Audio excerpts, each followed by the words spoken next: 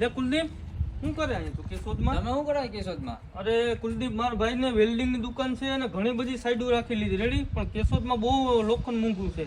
અરે મારા ભાઈની જ દુકાન છે અને અલ્પા સ્ટીલ છે ને મારા ભાઈની જ દુકાન છે. હાલો તમને લઈ જાવ. અહીંયા કેશોદમાં? હા કેશોદમાં. હાલો હાલો. હોલસેલ તો કરે પણ રિઝનેબલ ભાવમાં મળશે કે? અરે તમને સસ્તું મળે ને તો જ તમારે લેવાનું, બાકી નહીં.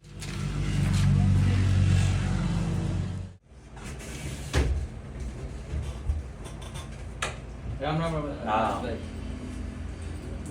તો મહેશભાઈ આપણી પાસે કઈ કઈ આઈટમ મળી જશે?